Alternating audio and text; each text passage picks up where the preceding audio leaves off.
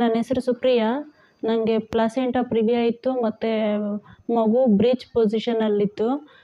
ಆಗ ವಂಶೋದಯ ಹಾಸ್ಪಿಟಲ್ನಲ್ಲಿ ಕೀರ್ತಿ ಮೇಡಮ್ ಇದ್ದಾರೆ. ಡೀಟೇಲಾಗಿ ಎಕ್ಸ್ಪ್ಲೈನ್ ಮಾಡಿದರು ಮತ್ತು ಅವರೇ ಒಂದು ಪ್ಲ್ಯಾನ್ ಹಾಕ್ಕೊಂಡ್ರು ನನಗೆ ಯಾವ ರೀತಿ ಮಾಡಿದ್ರೆ ಸರಿ ಹೋಗುತ್ತೆ ಅಂತ. ಪ್ಲಾಸೆಂಟಾ ಪ್ರಿವಿಯಾ ಇತ್ತಲ್ವಾ, ನನ್ನ ಕಂಡೀಷನ್ ಹೆಂಗೆ ಅಂತಂದರೆ, ಪ್ಲಾಸೆಂಟಾ ಹೋಗಿ ಯುಟ್ರೈನ್ ವಾಲ್ಗೆ ಮೆತ್ಕೊಂಡ್ಬಿಟ್ಟಿತ್ತು ಚೆನ್ನಾಗಿ. ಅದು ಒಂಥರ ತೆಳು ಪೊದ್ರ ಥರ ಆಗೋಗ್ಬಿಟ್ಟಿತ್ತು ಪ್ಲಾಸೆಂಟಾ ಬಂದು.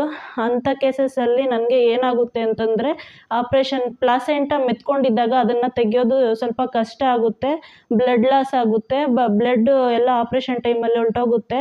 ಆವಾಗ ಬ್ಲಡ್ ಹೋದಾಗ ಬ್ಲಡ್ಡು ನಮಗೆ ಹಾಕಬೇಕಾಗುತ್ತೆ. ವರ್ಕ್ ಆಗದಿರ ಇದ್ದರೆ, ಆ ಪ್ಲಾಸೆಂಟಾ ರಿಮೂವ್ ಮಾಡೋಕ್ಕಾಗಿಲ್ಲ ಅಂತಂದರೆ ಅದನ್ನು ನಿಮ್ಮ ಯೂಟ್ರಸ್ನೇ ರಿಮೂವ್ ಮಾಡಬೇಕಾಗುತ್ತೆ ಅಂತಂದರು.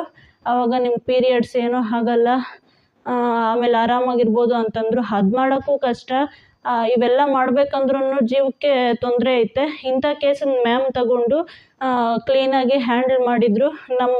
ನನ್ನ ಮಗುಗೆ ನನಗೆ ಅವರೇ ದೇವ್ರ ಥರ ಬಂದಂಗಾಯಿತು.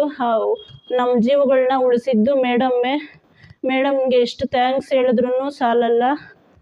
ಮೇಡಮ್ 100 ವರ್ಷ ಚೆನ್ನಾಗಿ ಸುಖವಾಗಿ ಅವ್ರಿಗಿನ್ನೂ ಆಪ್ರೇಷನ್ಸ್ ಮಾಡೋ ಥರ, ಸಕ್ಸಸ್ಫುಲ್ ಆಗೋ ಥರ ಒಳ್ಳೆಯ ಹೆಸರು ಪಡೀಲಿ ಅಂತ ನಾನು ಹಾರೈಸ್ತೀನಿ.